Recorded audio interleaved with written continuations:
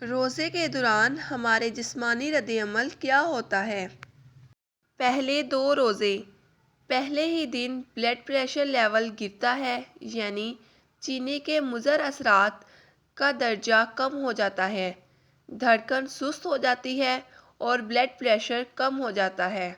اعصاب جمع شدہ گلائکوجن کو آزاد کر دیتے ہیں، جس کی وجہ سے جسمانی کمزوری کا احساس اجاگر ہو جاتا ہے۔ زہریلے مادوں کی صفائی کا کام شروع ہو جاتا ہے۔ سر میں درد، چکر آنا، منہ کا بدبودار ہونا اور زبان پر مواد کا جمع ہونا شامل ہے۔ تیسرے اور 7ویں روزے تک جسم کی چربی ٹوٹ پھوٹ کا شکار ہو جاتی ہے اور پہلے مرحلے میں گلوکوز میں تبدیل ہو جاتی ہے۔ بعض لوگوں کی جلد ملائم اور چکنی ہوتی ہے، جس کی وجہ سے جسم بھوک کا عادی ہونا شروع ہو جاتا ہے۔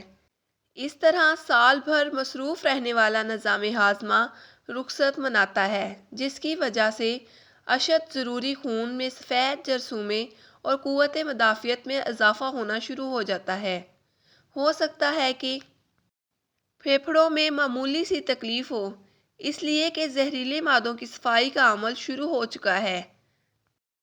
آنتڑیوں کی صفائی کا کام شروع ہو جاتا ہے۔ آنتڑیوں پر جمع شدہ مواد ڈھیلا ہونا شروع ہو جاتا ہے۔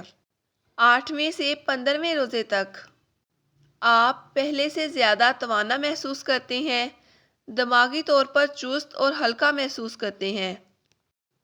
ہو سکتا ہے کہ پرانی چوٹ یا زخم محسوس ہونا شروع ہو جائے، اس لیے کہ اب آپ کا جسم اپنے دفاع کے لیے پہلے سے زیادہ فعال اور مضبوط ہو چکا ہے۔ جسم اپنے مردہ اور کینسر شدہ سیلز کو کھانا شروع کر دیتا ہے، جسے عمومی حالات میں کیمیو تھراپی کے ذریعے مارنے کی کوشش کی جاتی ہے۔ اسی وجہ سے خلیات اپنی پرانی تکلیف اور درد کا احساس مزید بڑھا دیتے ہیں۔ اعصاب اور ٹانگوں میں تناؤ محسوس ہوتا ہے۔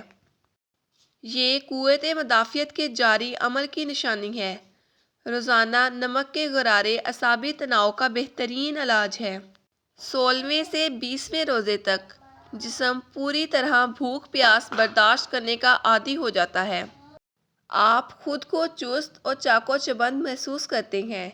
ان دنوں آپ کی زبان صاف اور سرخی مائل ہو جاتی ہے، سانس میں تازگی آ جاتی ہے، جسم کے سارے زہریلے مادوں کا خاتمہ ہو چکا ہے، نظام ہاضمہ کی مرمت ہو چکی ہے، جسم سے فالتو چربی اور فاسد مادوں کا اخراج ہو چکا ہے، بدن اپنی پوری طاقت کے ساتھ اپنے فرائض ادا کرنا شروع کر دیتا ہے۔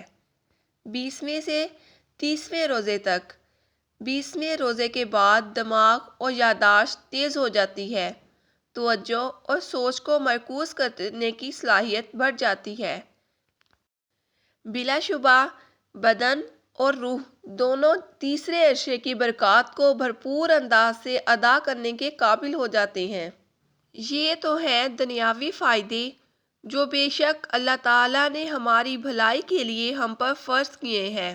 پیارے دوستو، آپ اندازہ کریں کہ رحمت الہی کے دنیا کے ساتھ ساتھ آخرت میں بھی بے شمار فائدے ہیں۔ اللہ تعالیٰ نے دنیا کے ساتھ ساتھ ہماری آخرت بھی سنوارنے کا بہترین بندوبست کر دیا ہے۔ معزز ناظرین، اگر آپ کو ہماری یہ ویڈیو اچھی لگی تو ویڈیو کو لائک کریں، اور اگر آپ اس طرح کی مزید اسلامک اور معلوماتی ویڈیوز دیکھنا چاہتے ہیں تو ہمارا channel excel yourself subscribe کریں۔